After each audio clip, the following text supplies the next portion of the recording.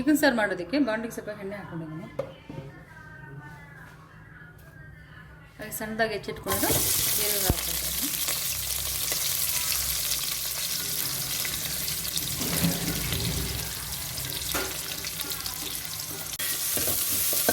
ನೀಟಾಗಿ ಎಣ್ಣೆ ಹಾಕಿ ಈರುಳ್ಳಿನ ಫ್ರೈ ಮಾಡ್ಕೊಳ್ತಾ ಇದ್ದೀನಿ.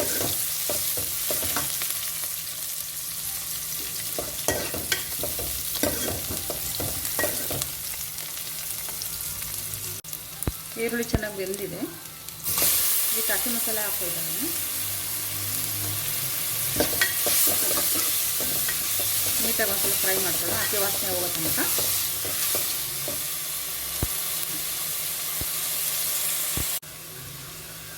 ಹಸಿ ಮಸಾಲೆ ಹುರ್ಕೊಂಡು ಆಗಿದೆ. ಇದಕ್ಕೆ ನಾನು 2 ಟೇಬಲ್ ಸ್ಪೂನಷ್ಟು ಚಿಕನ್ ಮಸಾಲೆ ಹಾಕ್ಕೊಳ್ತಾ ಇದ್ದೀನಿ.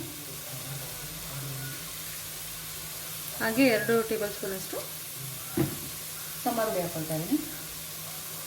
1 ಟೇಬಲ್ ಸ್ಪೂನಷ್ಟು ಖಾರ ಪುಡಿ ಹಾಕ್ಕೊಳ್ತಾ ಇದ್ದೀನಿ. ಹಾಗೆ 1/4 ಟೀ ಸ್ಪೂನಷ್ಟು ಅರಿಶಿನ ಪುಡಿ ಹಾಕ್ಕೊಳ್ತಾ ಇದ್ದೀನಿ. ಇದನ್ನೆಲ್ಲ ಹಾಕಿ ನೀಟಾಗಿ ಮಸಾಲೆ ಎಲ್ಲ ಒಂದ್ಸಲ ಮಿಕ್ಸ್ ಮಾಡ್ಕೊಳ್ಳೋಣ. ಇವಾಗ 2 ಟೊಮೆಟೊ ಹೆಚ್ಚಿಟ್ಕೊಂಡಿದ್ದೀನಿ. ಹಾಗೆ ಸ್ವಲ್ಪ ಕರಿಬೇವು ತೊಗೊಂಡಿದ್ದೀನಿ.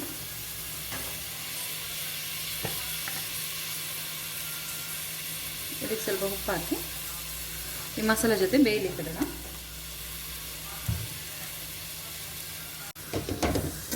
ಉಪ್ಪು ಹಾಕಿದ ಮೇಲೆ ಒಂದ್ಸಲ ಮಿಕ್ಸ್ ಮಾಡಿ ಇದನ್ನ ಸ್ವಲ್ಪ ಹೊತ್ತು ಹಾಗೆ ಬೇಯಲಿಕ್ಕೆ ಇಡ. ಟೊಮೆಟೊ ಎಲ್ಲ ಬೆಂದಿದೆ ಮಸಾಲೆ ಜೊತೆಗೆ. ಈಗ ನಾನು 3/4 kg ಚಿಕನ್ ತಗೊಂಡಿದ್ದೀನಿ ವಿತ್ ಬೋನು. ವಿತ್ ಸ್ಕಿನ್ ಅದಕ್ಕೆ ತೊಗೋಬೋದು.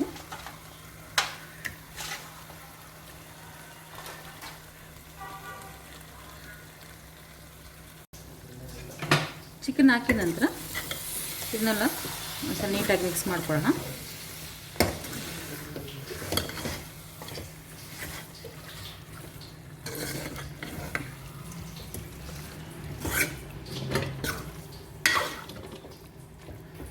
ಮಿಕ್ಸ್ ಮಾಡಿ ಸ್ವಲ್ಪ ಹೊತ್ತು ಹಾಗೆ ಬೇಯಲಿಕ್ಕೆ ಇಡ್ತಾ ಇದ್ದೀನಿ ನಾನು.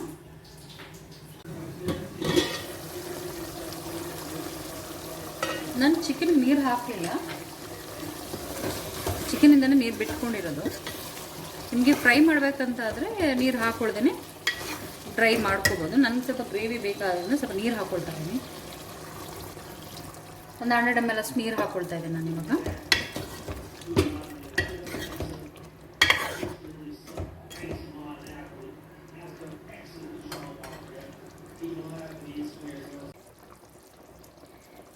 ಚಿಕನ್ ಗ್ರೇವಿ ರೆಡಿ ಆಗಿದೆ.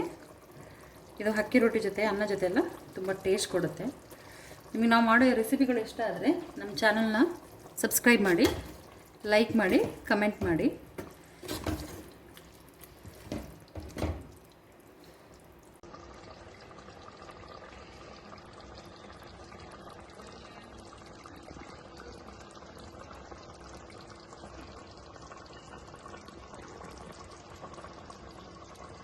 ನಾನಿವತ್ತು ಚಿಕನ್ ಸಾರನ್ನ ಅಕ್ಕಿ ರೊಟ್ಟಿ ಜೊತೆ ಸರ್ವ್ ಮಾಡ್ಕೊಂಡಿದ್ದೀನಿ.